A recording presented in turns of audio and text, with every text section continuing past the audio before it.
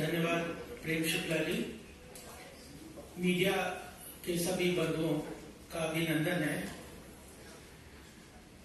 जो आज की प्रेस कॉन्फ्रेंस है उसमें एक विशेष विषय के ऊपर मैं आप सबको संबोधित करना चाहता हूं।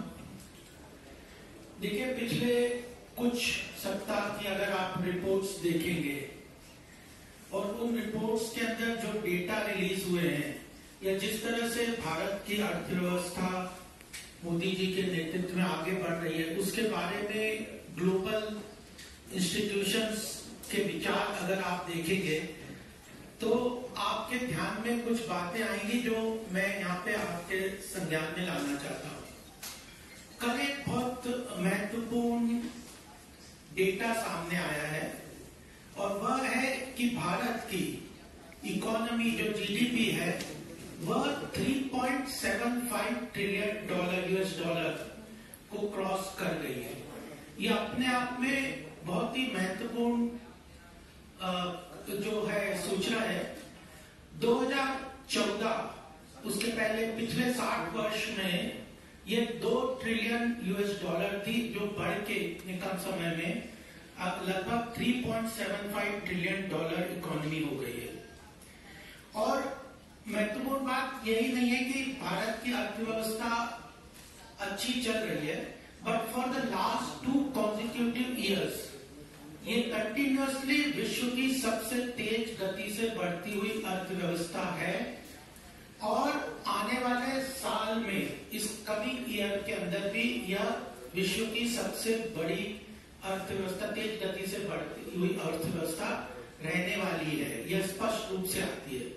और सबसे महत्वपूर्ण बात जो मैं बताना चाहता हूं वह यह है कि भारत की जो अर्थव्यवस्था है, Indian economy is now become the growth engine for the world.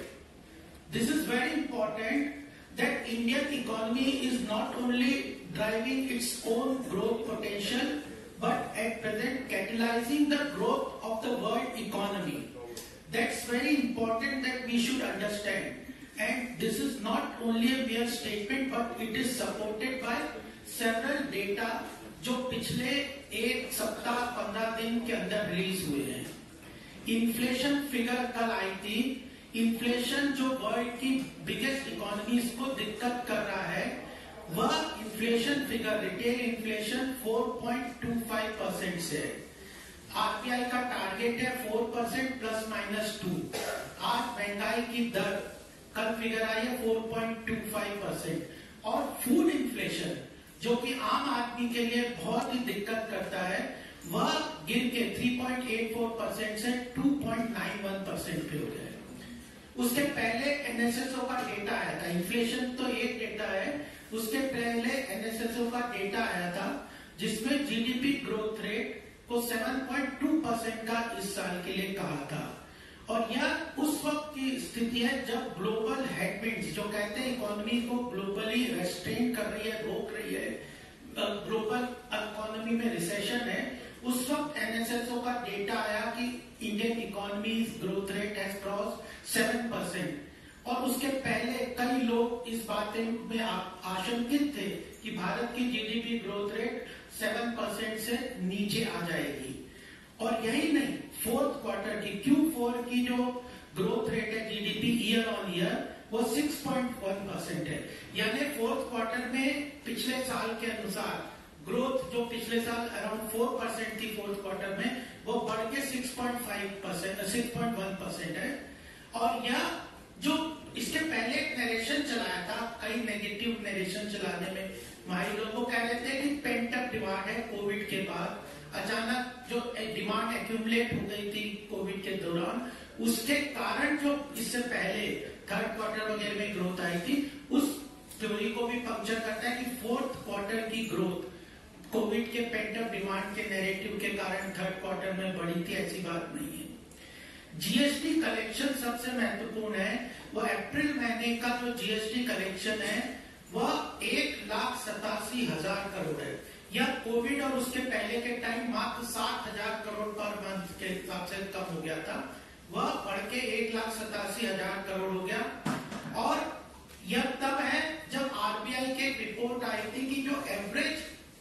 GST rate है, एवरेज जीएसटी रेट जो है 11.6% है।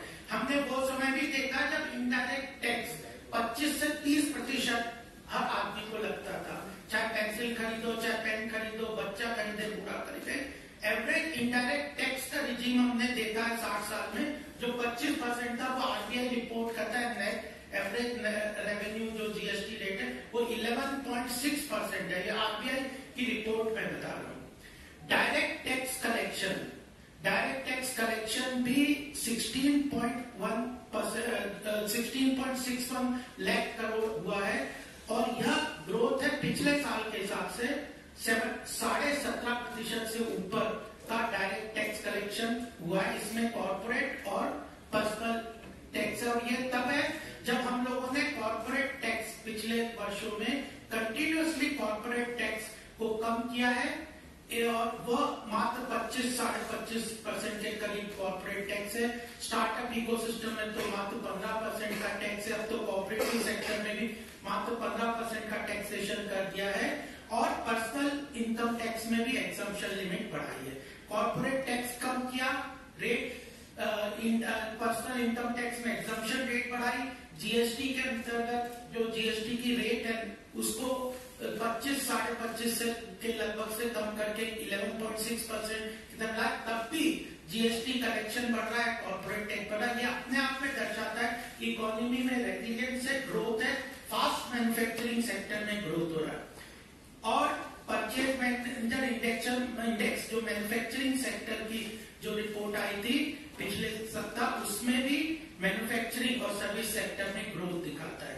आईआईपी फिगर आज सवेरे आप लोगों ने देखी होगी, यह भी अप्रैल महीने में मैन्युफैक्चरिंग सेक्टर में पिछले साल जो था अप्रैल में वह मार्च में इसी साल के तो 1.1% था, वो बढ़ के 4.2% है। आईआईपी फिगर बढ़ गया है, परचेज मैनेजर इंडेक्स बढ़ गया है, और इसके साथ बहुत सारे फिगर्स है। मैं ज्यादा डिटेल में नहीं जाऊंगा, आपको जो प्रेस रिलीज है उसमें आ जाएंगे।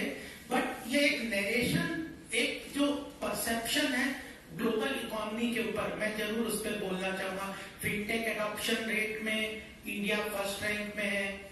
Third largest ecosystem, startup ecosystem Bharat में 115 यूनिकॉर्न्स है।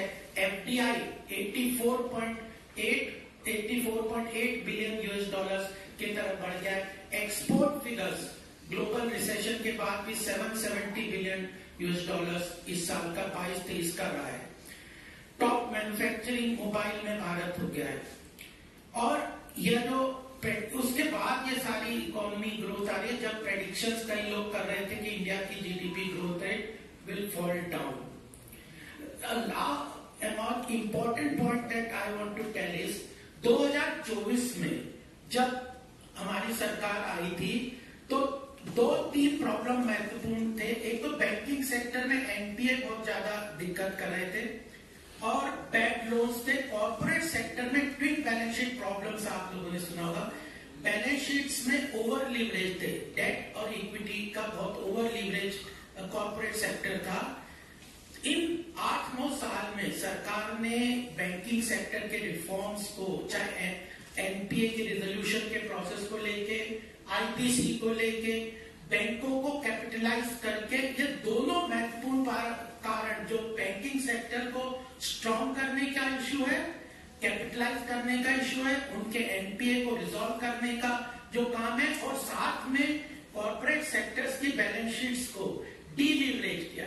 अगर कॉर्पोरेट सेक्टर्स की डेट इक्विटी रेशियो बहुत हाई हो गई थी तो उसके कारण वो न्यू इन्वेस्टमेंट नहीं ले सकते। इन दोनों इश्यूज को सरकार ने पॉलिसी रिफॉर्म्स, कंसंट्रेटेड एफर्ट और विजनरी एफर्ट्स के साथ आदरणीय मोदी जी के नेतृत्व में इन दोनों चीजों को आज हम देखते हैं तो हमारे बैंक्स बहुत ही स्ट्रांग है।